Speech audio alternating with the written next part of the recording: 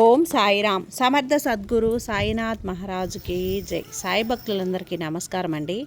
మన బాబాగారి దయ వల్ల మనందరం బాగుండాలి, సంతోషంగా ఉండాలి అని చెప్పి మనస్ఫూర్తిగా కోరుకుంటూ ఈ రోజుటి వీడియో స్టార్ట్ చేస్తున్నాను ఫ్రెండ్స్. ఇక ఈరోజు వీడియోలో మనం చూడబోయేది ఏంటి అంటే సాయి సందేశం. సాయి సందేశం వినే ముందుగా ఈరోజు అందరికీ కూడా గురువారం శుభాకాంక్షలు అండి.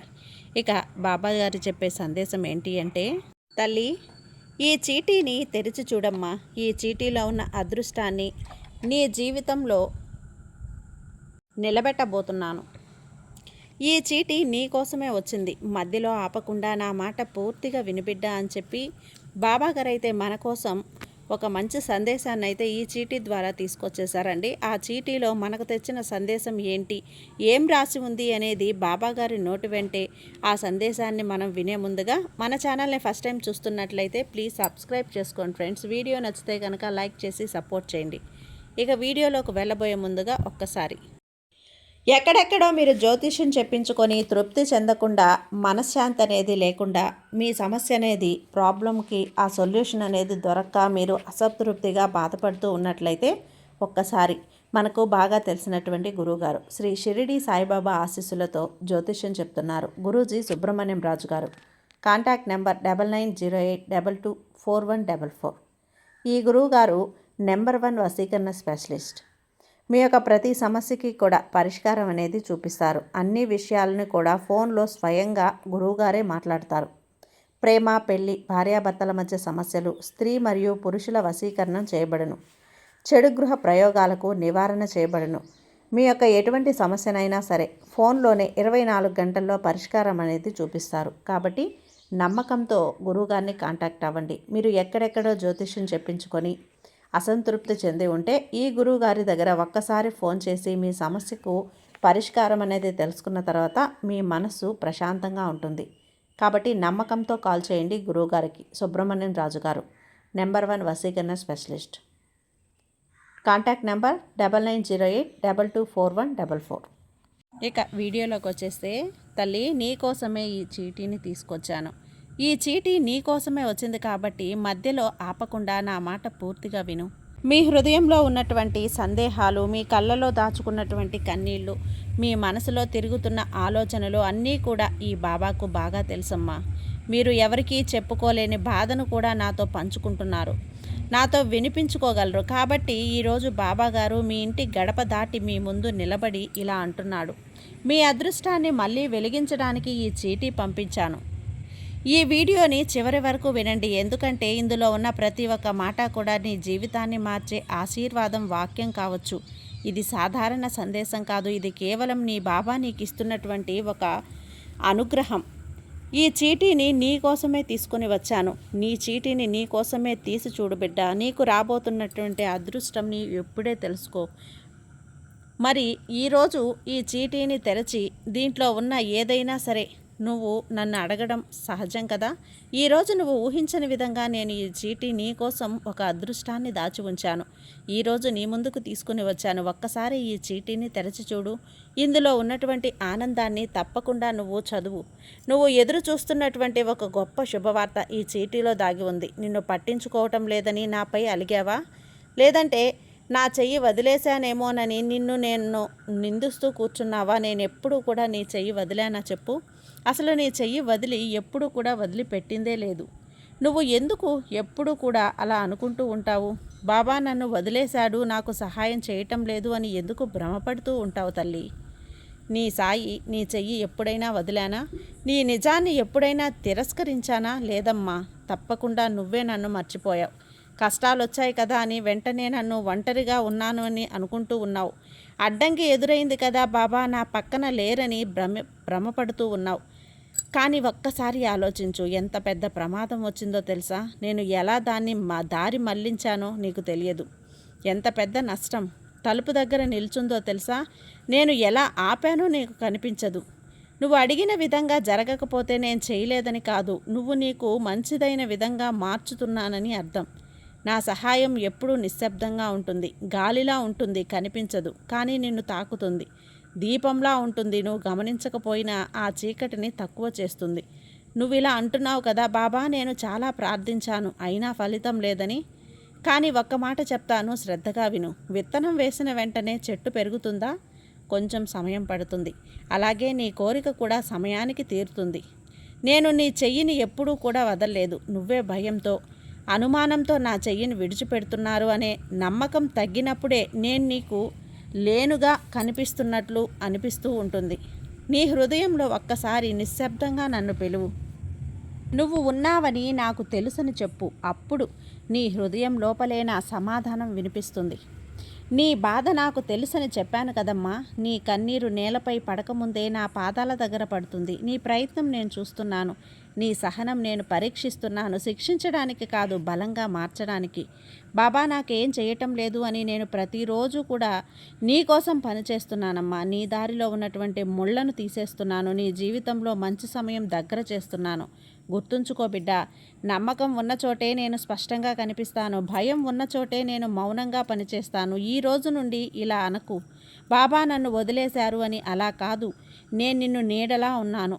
నువ్వు నడిచిన ప్రతి అడుగులో నేను నీ వెంటే ఉంటాను. ఇప్పుడు నీ చేతిని నా చేతిలో పట్టి భయాన్ని విడిచిపెట్టు, అనుమానాన్ని దూరం పెట్టు. అనుమానం ఉన్న చోట ఎప్పుడూ కూడా నేను చేసినటువంటి చమత్కారాలు, లీలలు నీకు అర్థం కానే కావు తల్లి. అలా ఎప్పుడూ దిగులుగా కూర్చుంటే ఏదైనా సరే నువ్వు కూర్చున్నటువంటి విజయాన్ని సాధించలేవు. అలా దిగులుగా కూర్చోవద్దు. దిగులుగా కూర్చుంటే ఎలా చెప్పు? నువ్వు ఏ పని చేస్తున్నా అది విజయం పొందేలా నీలో ప్రతి ప్రయత్నం చేయిస్తూ ఉంటుంది కదా. మరి అలా ప్రయత్నం చేయిస్తూ ఉంటుంది ఎవరు? నీ సాయి కదా. మరి అలా నువ్వు నన్ను అనుమానిస్తూ ఉంటే నీలో ప్రతి ప్రయత్నం చేయిస్తూ ఉంటుంది కదా. ఎవరు? నీ సాయిని కాదా నేను? మరి అంతలా నువ్వు నాతో ఉంటే గనక మరి నాకు ఈ బాధలు, కష్టాలు ఎందుకు బాబా అని అడుగుతావేమో. నేను నీతో ఉన్నంత మాత్రాన నువ్వు చేసుకున్నటువంటి కొన్ని కర్మలు నువ్వు అనుభవించకుండా వెళ్ళిపోతావా? ఎవరు చెప్పారలా? నీకు భగవంతుడైనా ఎవరైనా సరే కర్మను అనుభవించక తప్పలేదు. నేను నీతో ఉండేది ఎందుకో తెలుసా? నీ చెడు సమయంలో నీకు బాధ కలిగినా నాకు ఎవరూ కూడా తోడు లేరు అని నీలో నువ్వు ఒక భయానికి లోనై నిన్ను నువ్వు అసహనానికి గురి చేసుకుంటూ ఉంటావు. చూడు, ఆ సమయంలో నీకు నేను అండగా ఉంటాను. ఎటువంటి చెడు ఆలోచనలు కానీ, ఎటువంటి తప్పుడు నిర్ణయాలు కానీ తీసుకోకుండా నిన్ను జాగ్రత్తగా రక్షించేది ఎవరు? నీ సాయినే కదా.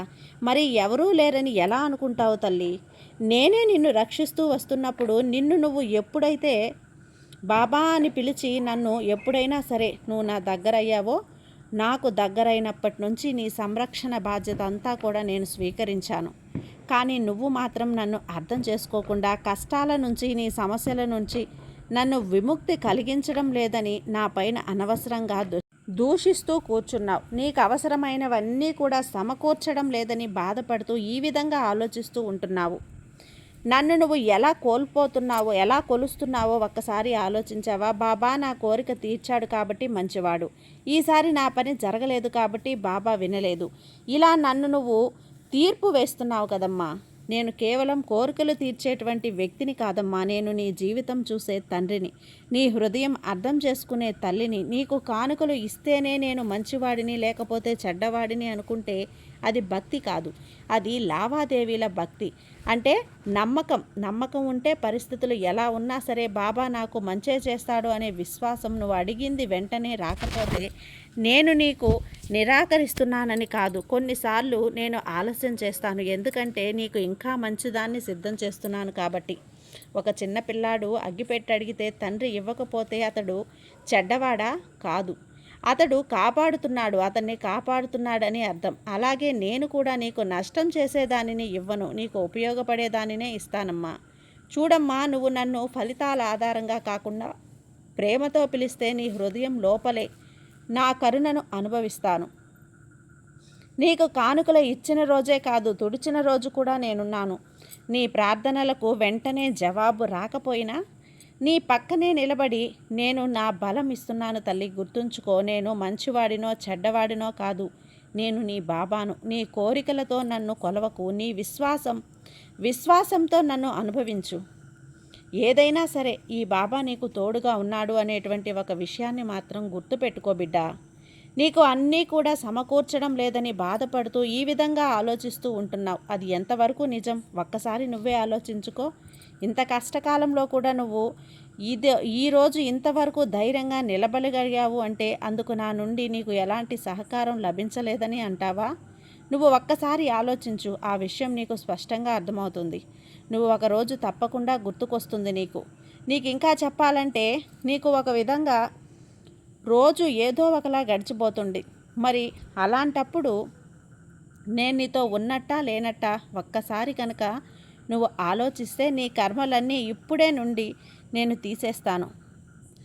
నువ్వు మరలా ఇవన్నీ అనుభవించి తీరాల్సిందే. కానీ నేను అనుకుంటున్నది ఏమిటో తెలుసా తల్లి? అన్ని రోజులు నీకున్నటువంటి చెడు కర్మలన్నింటినీ కూడా తీసేసి వాటి స్థానంలో మంచిని ప్రవేశించేలా చేద్దామనే అనుకుంటూ ఉన్నాను. అందువల్ల నువ్వు జీవితంలో ఎంతో ఆనందంగా సంతోషంగా జీవించాలని నేను కూడా ఎంతో ఆశపడుతూ ఉన్నాను.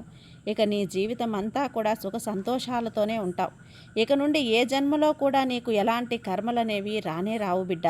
నీ చెడు కర్మలన్నీ కూడా తొలగిపోయే సమయం రాబోతుంది. అతి కొద్ది రోజుల్లోనే నీ కర్మలన్నీ కూడా పూర్తిగా తొలగిపోయి నువ్వు భవిష్యత్తు అంతా కూడా సంతోషమయం చేసుకోబోతున్నావు. సుఖంగా నీ కుటుంబంతో జీవించబోతున్నావు. కాబట్టి కాస్త ప్రశాంతంగా ఉండు. మంచి ఆలోచనలతో రోజుని నువ్వు ప్రారంభిస్తూ ఉండు. నువ్వు అనుకున్నట్లే అంతా మంచిగా జరుగుతుంది. నేనంతా కూడా నీకు మంచి చేస్తాననే చెబుతున్నాను కదా. నేను నీకు మాట ఇస్తున్నాను. నువ్వు ఆనందంగా జీవించాలని, నీ కుటుంబంతో సంతోషంగా ఉండాలి అని ఎన్ని కలలు కన్నావో అవన్నీ కూడా నీకు తప్పకుండా ఇప్పటి నుంచి నిజం కాబోతున్నాయి. ఇక నువ్వు దీనికోసం నువ్వే పగలు రాత్రి లేకుండా ఎంతలా కష్టపడతావో, ఎంతలా ఆలోచిస్తూ ఉంటున్నావో చెప్పు. దానివల్ల నీకు ఏమైనా కానీ కాస్తంటే ప్రయోజనం ఉంటుందా? ఉండదు కదా. నాపై పూర్తి నమ్మకాన్ని ఉంచు అని నేను చెప్తున్నాను కదా. అయినప్పటికీ నువ్వు మాత్రం నా మీద అపనమ్మకాన్నే పెంచుకుంటున్నావు. అసహనానికి గురవుతూ వస్తున్నావు. సమస్యలు ఉండేవే కానీ నిద్ర మారుకొని ఆలోచించమంత మాత్రాన పరిష్కారం అవుతాయా? అలా అవ్వవు కదా. ఆలోచనలన్నీ ఒక పక్కన పెట్టేసి ముందుగా హాయిగా నిద్రపో. ఆరోగ్యాన్ని జాగ్రత్తగా కాపాడుకుంటూ ఉండు. నువ్వు చాలా విషయాలు భరిస్తున్నావు. ఇంట్లో సమస్యలు, డబ్బులు, ఆలోచనలు, పిల్లల భవిష్యత్తు అన్నీ కూడా నీ హృదయంలో పెట్టుకొని తిరుగుతున్నావు. కానీ ఒకటి అడుగుతాను, నీ ఆరోగ్యాన్ని ఎందుకు మధ్యలో నిర్లక్ష్యం చేస్తున్నావు? ఇప్పుడే కాస్త పని పూర్తయింది, చూసుకుంటున్నాను, ఇంకో నెలలో డాక్టర్ దగ్గరికి వెళ్తాను అని అంటావు. చిన్న సమస్య అంటూ ఎందుకు వాయిదా వేస్తున్నావు? తల్లి, సమస్యలు ఎప్పుడు ఉంటూనే ఉంటాయి. ఇంటి సమస్యలు అయితే ఒకటి ముగిస్తే మరొకటి వస్తూనే ఉంటాయి కదా. జీవితం అంతా ప్రశాంతంగా మారే రోజు కోసం ఎదురు చూస్తే నీ ఆరోగ్యం ధూళివేస్తుంది తల్లి. నీ శరీరం దేవాలయం, అందులోనే నేనుంటాను. ఆ దేవాలయాన్ని కూడా బాగా ఉంచాలి కదా. నువ్వు బలంగా ఉంటేనే కదా కుటుంబం బలంగా ఉంటుంది. నువ్వు ఆరోగ్యంగా ఉంటే నీకు ధైర్యంగా ఉంటుంది. నువ్వు కూలిపోతే అందరూ కూలిపోతారు. సమస్యలతో పాటు ఆరోగ్యాన్ని కూడా జాగ్రత్తగా కాపాడుకో. సమస్యలు శాశ్వతం కాదు. ఆరోగ్యం పోతే తిరిగి తెచ్చుకోవటం కష్టం కదా. రోజుకి కొద్దిసేపు నడువు, సమయానికి తిను, డాక్టర్ చెప్పిన మందులు వేసుకో. మనసులో బాధను దాచుకోకు. తప్పకుండా నాతో చెప్పుకుంటూ ఉండు. నీ బాధలన్నీ నేను తగ్గిస్తానని చెప్పాను కదా. కానీ నీ ఆరోగ్యాన్ని కాపాడుకోవటం నీ బాధ్యత. ఈ రోజు నుంచి ఒక్క మాట నాతో చెప్పుకో, నేను నీ ఆరోగ్యాన్ని జాగ్రత్తగా చూసుకుంటాను అని. అప్పుడప్పుడు నీకు నేను చెప్తూనే ఉన్నానమ్మా. నీకు నేను మరింత బలాన్ని కూడా ఇస్తున్నాను. నీ సమస్య మధ్య కూడా శరీరం నీ మీద నిలబడేలా గుర్తుంచుకో. అన్ని సమస్యలు కూడా ఎప్పుడూ ఉంటాయి, కానీ ఆరోగ్యం ఒక్కటే సంపద. దాన్ని కాపాడుకో. నేను నీతోనే ఉంటాను. నిర్లక్ష్యం మాత్రం చేయకు తల్లి. ఎట్టి పరిస్థితుల్లో కూడా చేయొద్దు. ఎప్పుడూ కూడా చింతించవద్దు.